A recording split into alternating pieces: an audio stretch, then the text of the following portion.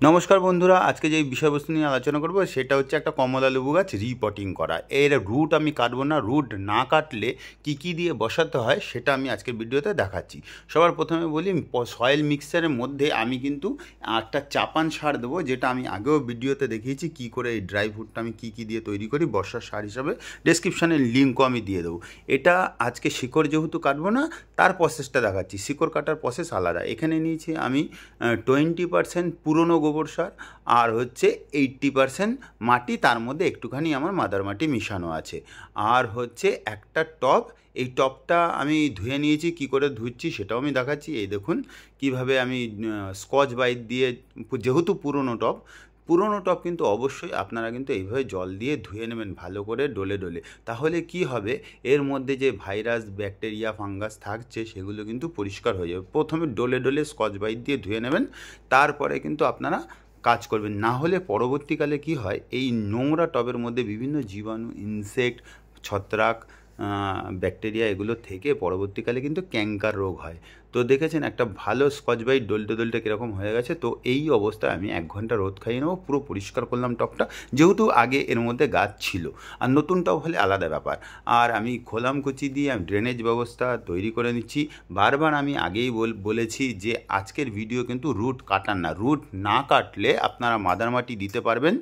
আর আপনারা আমার ওই চাপান সার বা বর্ষার সময় যেই সারটা, ড্রাই ফ্রুটটা, সেই ড্রাই ফ্রুটটা কিন্তু আপনারা সয়েল মিক্সের মধ্যে মিক্স করতে পারবেন। যেহেতু রুট আমাদের কাটা নেই, অফুরন্ত খাবার দেওয়া যায়, তাই আমি আজকের এই ভিডিওটা দেখাচ্ছি। এর আগে আমি অনেক ভিডিও দেখিয়েছি যেগুলোতে ছিল আপনার গিয়ে রুট কেটে কি করে। রুট কাটলে আমি সবসময় বলি, যদি কোনো গাছের শিকড় আপনারা কেটে নতুন করে রিপটিং করেন, সেক্ষেত্রে কোনো সার দেবেন না, যেহেতু কাটা জায়গায় ওষুধ দিতে হয়, খাবার দিতে নেই।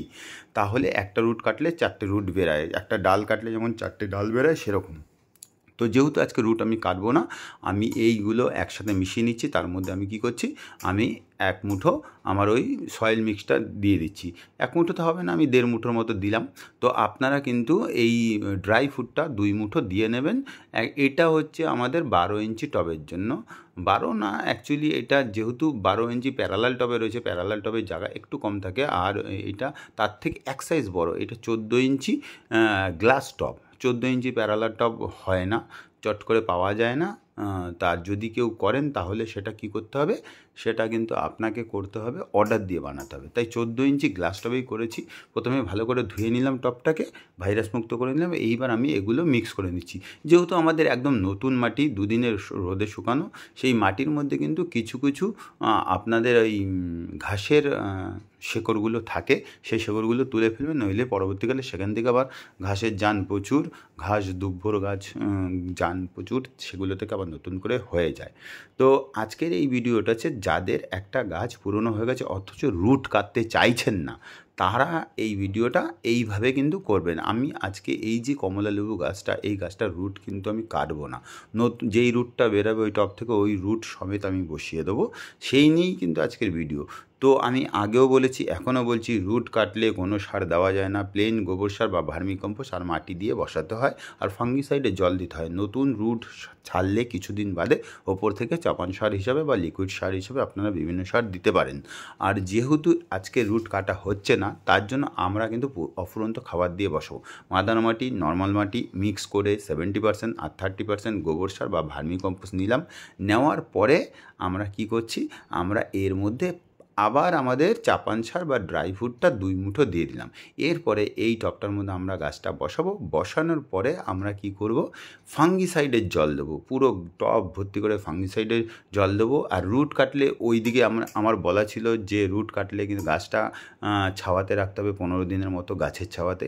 এই ক্ষেত্রে কিন্তু দরকার হবে না, কড়া রোদে যেমন ছিল সেমনই থাকবে। তাহলে কি হবে, লেবু গাছ যত কড়া রোদে থাকবে তত এর মধ্যে ইনসেক্ট, পোকামাকড় কম হবে, আর ক্যাঙ্কার রোগের সমস্যা কম হবে। যেহেতু জল দাঁড়াবে না, জলটাও শুকাবে, আর রোদ কিন্তু গাছের জন্য প্রয়োজন। তো এই গাছটার এই অবস্থা দেখুন, এই অবস্থা আমি এখন খুলে নেব।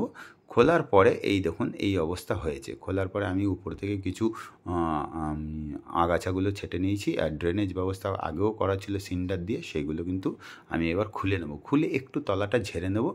এই খোলামকুচিগুলো বের করে এই যে সিন্ডার দেওয়া ছিল সেইগুলো কিন্তু আমি করে নিচ্ছি। দেখুন কত সুন্দর রুট হয়েছে। যেহেতু আজকে রুট আমি কাটছি না, তাই কিন্তু আমি এই সয়েল মিক্স দিচ্ছি। বারবার বলছি, রুট কাটার পরে আজকে যে ভিডিওটা দেখছেন এই রকম করবেন না। যদি রুট কাটা না থাকে, তৈরি করা গাছ একদম রুট সমেত গাছ আপনারা বসান, তবেই এটা করবেন। তাহলে কিন্তু আপনাদের রুট বাউন্ড হবে না, আর গাছ আরও তাড়াতাড়ি বৃদ্ধি যেমন চলছে সেই বৃদ্ধি অব্যাহত রেখে গাছ কিন্তু বাড়তে থাকবে।